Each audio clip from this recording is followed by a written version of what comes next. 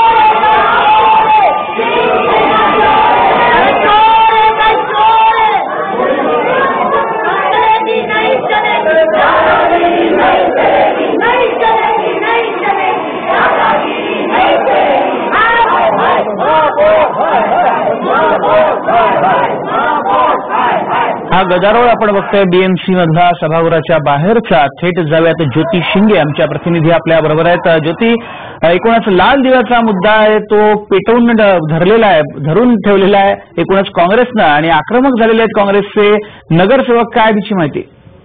नक्कीच आपण पाहताय काँग्रेसचे नगरसेवक जे आहेत ते अतिशय आक्रमक झालेले आहेत। त्यांचे जे निलंबन करण्यात आलेलं आहे त्या निलंबनापासून त्यांनी वेगवेगळ्या मुद्द्यांवर विरोध प्रकट करण्याचं सुरू केलं होतं। गेल्या 4-5 दिवसांपासून हा विरोध प्रदर्शन त्यांचा होता। आज त्यांनी चक्क जो GR काढला होता महापौरांच्या बद्दल की त्यांनी लाल दिव्याची गाडी जी आहे ती वापरण्यात येऊ नये, त्या GR महापौरांच्या समोर ठेवलेला आणि महापौरांनी लाल दिव्याची गाडी वापरू नये असा गदारोळ त्यांनी इथे सभागृहाच्या बाहेर मांडला होता। एकूणच जे निलंबन करण्यात आलं होतं 6 नगरसेविकांचं, त्याचं निलंबन मागे घेण्याची जी विनंती होती, जी मागणी होती, ती मागणी कुठेतरी पुढे करण्यासाठी महापौरांवर दबाव निर्माण करण्यासाठी हे सगळा काँग्रेसच्या नगरसेवकांचं जो हे आहे त्यांनी ते निदर्शनं केली होती। ज्योती, मात्र आज राजदंड पळवला म्हणून काँग्रेसच्या काही नगरसेवकांचं निलंबन देखील करण्यात आलेलं होतं 1 दिवसासाठी, ते मागे घेण्यात आलंय? त्यांचं 1 दिवसाचं निलंबन जे आहे ते अजूनही आहे, त्यांचं निलंबन मागे घेण्यात आलेलं नाही। मात्र ज्या या आधीच्या जे 6 नगरसेविका होत्या ज्यांचं निलंबन आधी करण्यात आलं होतं त्यांचं निलंबन मात्र आता मागे घेण्यात येईल। महापौरांनी तशा पद्धतीने गटनेत्यांची जी सभा झाली त्यात ते सांगितलेलं आहे। आता 4 वाजताची सभा सुरू झाली त्यात त्यांना ते सभेत बोलून त्यांचं निलंबन मागे घेण्याचा निर्णय महापौरांनी घेतलेला आहे। राईट ज्योती, धन्यवाद या सविस्तर माहितीसाठी। तर महापालिकेतला गदारोळ आपण बघितला आणि काँग्रेसचे नगरसेवक खास करून आक्रमक झाल्याचं आपण बघतोय। वेळ झाली एका ब्रेकची। पात्रा TV9